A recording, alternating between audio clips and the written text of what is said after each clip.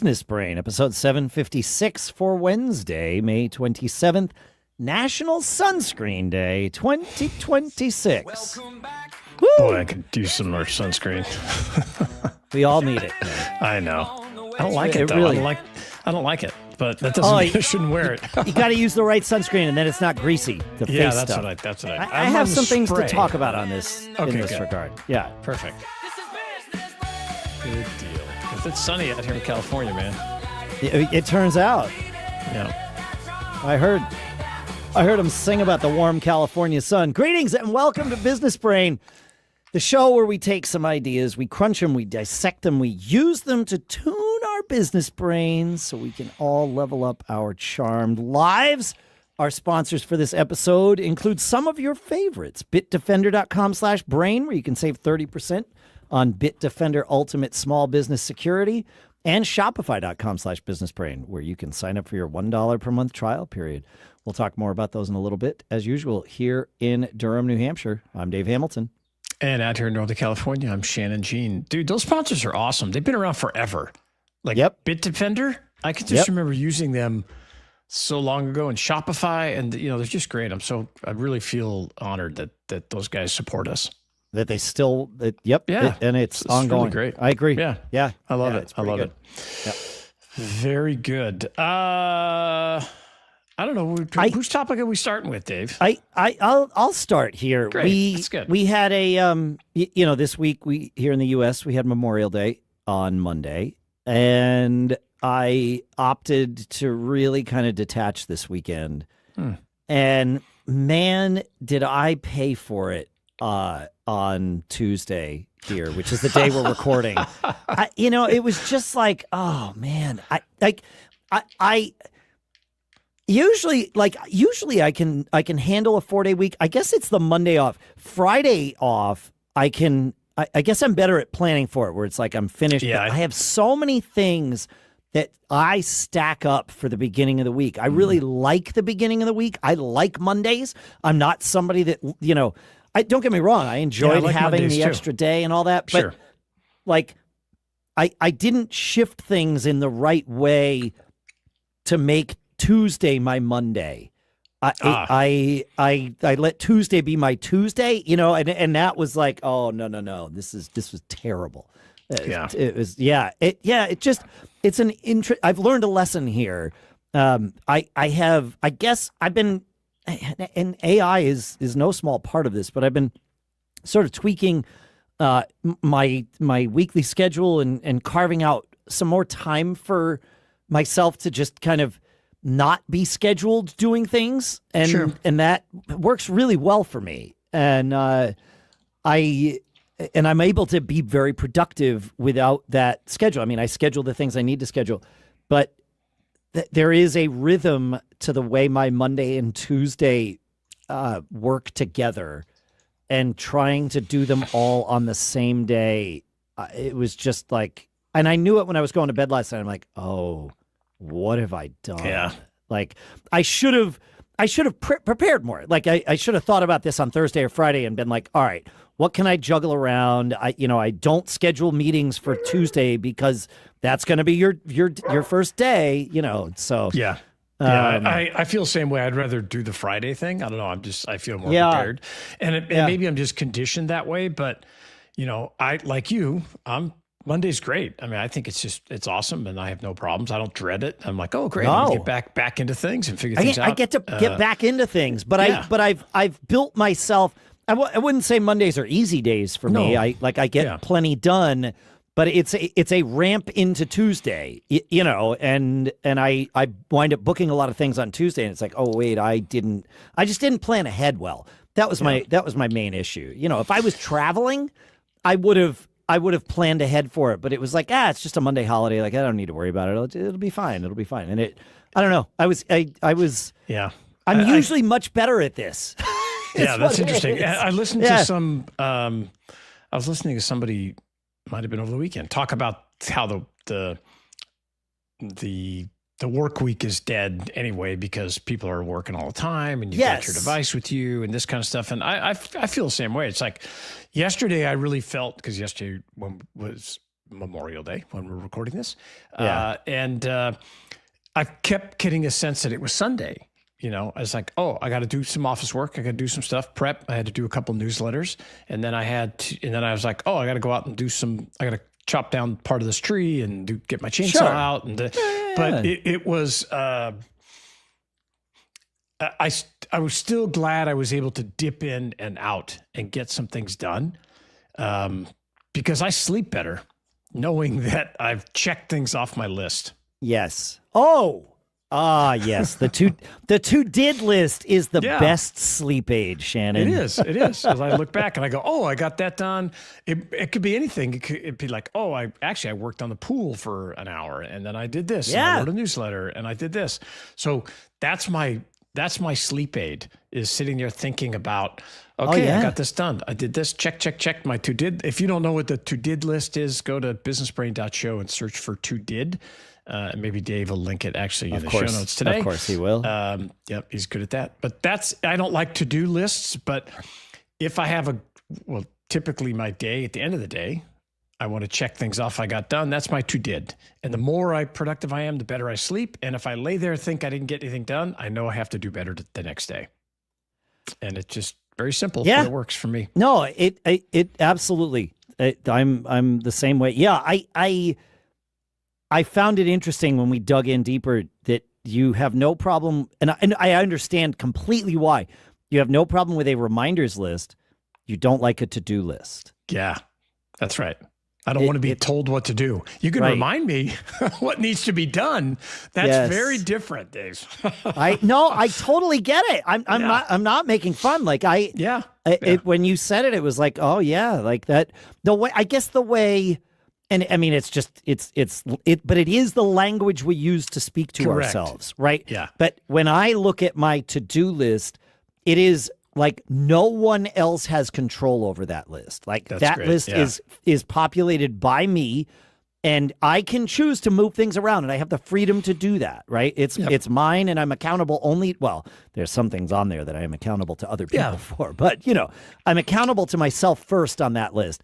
And so it never bothered me to call it a to-do list, because it's not I'm not being told what to do. Yeah. Right. Like it is just a reminders list. It's a self-created list. So, but I get it. Like that language we use to talk to ourselves is really important, super important in a lot of different ways. Yeah.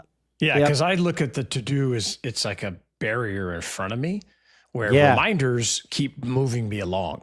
I like it. And it just kind of prompts me, and I set them up throughout the day. So I know that last night I'm like, oh, remind me at 10 a.m. to do this. Remind me at 10:30 to do this. And then I've offloaded it from my brain. So that's the best part. Yeah. Yes. I know I don't have to think about it. I'm like, oh, I got to schedule this thing. I got to do this. I got to create this. So, once it's out, I stop thinking about it. I don't think about it at all. Same. At all. Yeah. I highly, highly recommend if you're someone who relies on your memory for things, I encourage you to ask two questions. And these are the questions I asked of myself, which is why I'm encouraging you to ask two questions. One is your memory perfect? And for me, that answer was no. And I would miss things, right? And then the other part is, even when it serves me, when my memory serves me, my memory is very good. It's not perfect, but it's very good. When my memory serves me, it is taking up brain cycles because I am actively having to think about tokens, Dave. You're using tokens. I'm using tokens, right? Yeah. And when I offload it to my calendar in some way, shape, or form, there's no more tokens. Like the process has ended until such time as I get back around to like when the date comes and it's like, oh, I have that thing to do. Okay, great. It's so important, man. And it's a fundamental part of my life where I'm juggling, I don't know, 30 things at a time, maybe even more. Yep. Multiple businesses, all kinds of opportunities, this show, email, newsletter, content, video, on and on and on and on. Sometimes things do slip through the cracks, but that for sure. Figuring out the language that works for you And your brain and how you process information is really important. Like Slack, I use a Slack reminders all the time. I'll read something and I'll go, oh, okay, I can't do that right now, but I'll set the reminder and I'll come back in 3 hours. I do that all the time. I wish I could do that with iMessage, but that's a whole other conversation. Why can't we do that with iMessage? Dude. It's ridiculous, Dave, that we can't do that. 2026. And we can't set a reminder. That's unbelievable. I was just thinking about that the other day.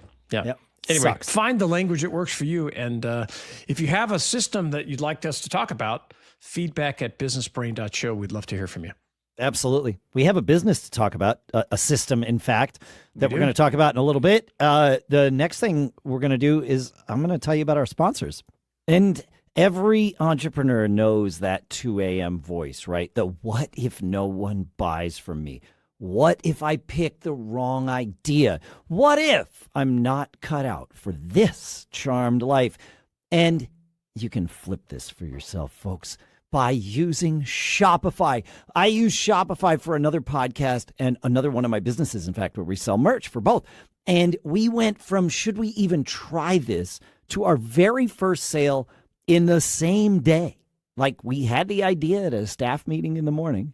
And then I went and I signed us up for Shopify and I went through the process and I got us online. And our first sale happened before I went home for dinner. Shopify is packed with AI tools that write your product descriptions, your headlines, and even enhance your product photography. You can spin up email and social campaigns like you've got a marketing team behind you, plus award-winning 24/7 support whenever you get stuck. I've started reading my Shopify analytics out loud like bedtime stories, and that's why I hear ka-ching. It's time to turn those what-ifs into cha-ching with Shopify today. Sign up for your $1 per month trial at shopify.com/businessbrain. Go to shopify.com/businessbrain. That's shopify.com/businessbrain. And our thanks to Shopify for sponsoring this episode. And we entrepreneurs often live one click away from chaos, right? One bad link and the charmed life we've been building turns into a very expensive Tuesday. The things that I've been thinking about lately are things like those emails that you get that ask you to redirect someone's paycheck or send you an invoice, right? And like those kinds of things can really send you in the wrong direction. And this is where our sponsor, Bitdefender, stands out for me. Bitdefender is a global leader in cybersecurity, and their ultimate small business security is built for businesses with 25 or fewer employees and no IT team on standby. And what I really like is the AI-powered scam protection trained on exactly these kinds of small business tricks. You also get business reputation monitoring, password management, unlimited VPN, and one clean dashboard so you can secure the whole team without becoming the security department yourself, right? I love what they're doing, and I think it's great. Keep your small business safe with Bitdefender Ultimate Small Business Security and save 30% when you go to bitdefender.com/brain. That's bitdefender.com/brain for 30% off. Go check it out. I think you're going to like it. And our thanks to Bitdefender for sponsoring this episode.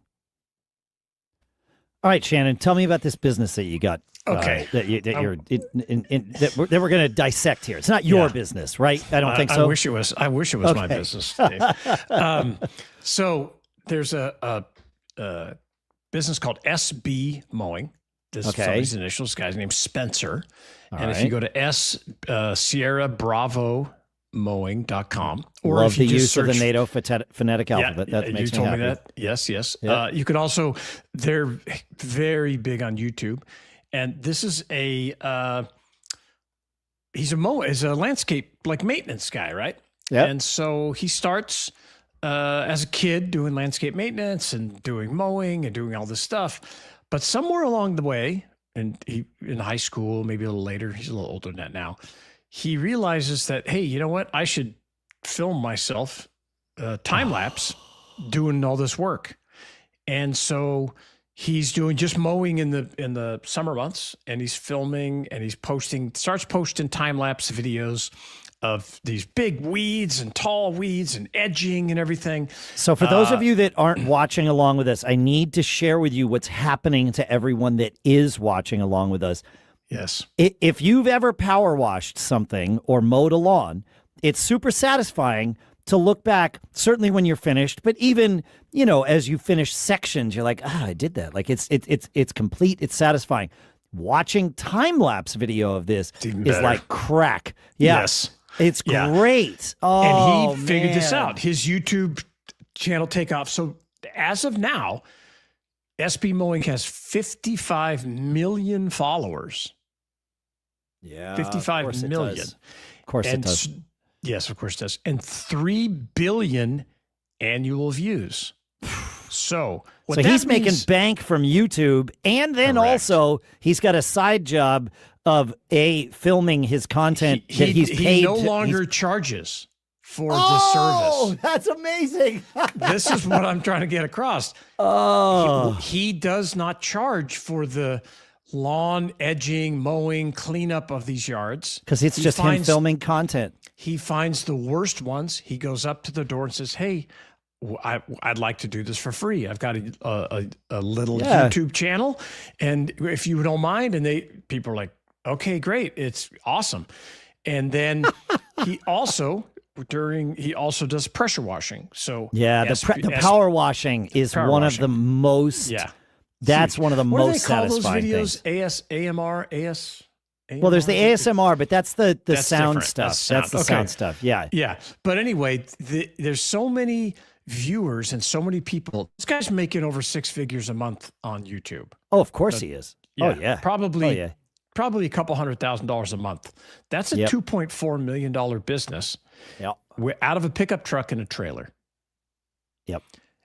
What we have said on this show over and over again is every business is in the social media business. And it is imperative that you find a way to integrate time-lapse video into your marketing. I don't care if you're taking water heaters out. I don't care if you're detailing cars, if you're painting houses, if you're an accountant, figure it out, because everybody falls into this net of, oh, look at this video. This is crazy. And if you go watch this stuff, like Dave said, it's like crack. And so here are guys like, well, I'm just going to start this mowing business and yada, yada, yada. And it's got a really interesting story if you read him at sbmowing.com. But then he just realized, hey, there's 100 times more money in doing these time-lapse videos and posting them on YouTube every week. Yep. And I love it. And I'm totally here for it. And if any business you talk about, we could find a way to. So if you're listening and you're like, well, I can't really integrate time lapse. All right. Well, let's just do it right now. What I'll go first because well, I mean, I'm going to do it. I think we need to do it for our businesses. Like we got to dog food this. So I have an easy one that just came to mind as we were looking at what Spencer's doing, and I'm going to go into business competing with Spencer because he has a good idea. I might as well compete with it. If I can get 1% of what he's doing, I'm doing great. Yes. You got it.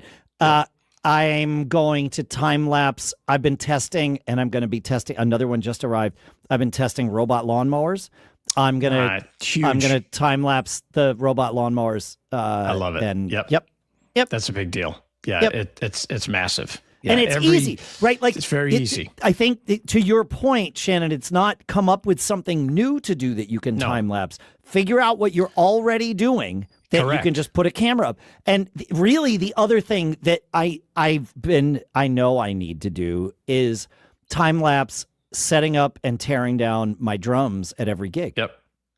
Oh, that would be huge. People will lose their minds. Like, you're doing it wrong. Yes. Or why do you do that? Or, oh my God, that's cool. Right. Like I had, one of the biggest posts I've had is I bought a big, one of those ginormous, like sharper image massage chairs that kind of sucks you into the pod. So I bought one of those at an auction.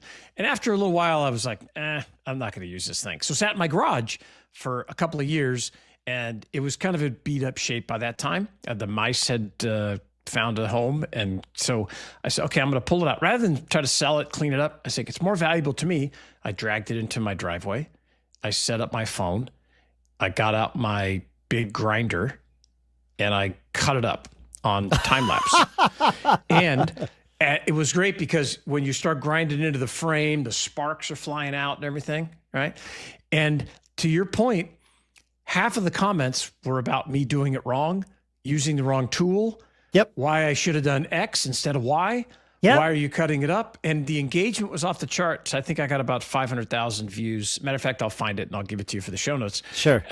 And so anything you do, whether it's anything, like I said, a hard one would be like, okay, I'm an accountant. What do? I don't know. Time lapse yourself walking into an office and working at your computer, right? The filter to use if you're having trouble coming up with something is find the repetitive, the grunt work that you do. Yeah, I like that. Find the grunt work, and when it's time lapsed, it's far more interesting to watch, and that's what you can go do. All right, Shannon, I got a question for you. Yes, sir. Because we have there's a couple in contention here. From your standpoint, what is your submission for this episode's big takeaway? My big takeaway here is you have to integrate time-lapse videos into your marketing. Okay. Mine still is that the to-did list is the very best sleep aid. Okay. I could back myself up if I do agree 100% with that. So, okay, that is a huge takeaway. And it's such a mental game that you play with yourself as you go to sleep or whatever, that it helps you because it really helps improve you the next day. That's it. Yep. Okay. In a lot of ways. And also you're getting better if it actually works and you're getting better sleep. Sleep is the first domino, right? If you don't get good sleep, the rest of it doesn't matter. Especially as you age, which is something we're all doing. Yes, yeah. And I mean, when I was like 30 years old, it's like, whatever, I'll stay up till 3 a.m. and then get up at 7 and keep going. But, it's different. It's different now. It changes a little bit. Yeah. So that is the big takeaway, the to-did list. I love it. All right. Well, there it is. Thanks for hanging out, folks. It's been a blast. Make sure to check out businessbrain.show. And send your email into feedback@businessbrain.show. Have a good couple of days. We'll see you for Friday AI.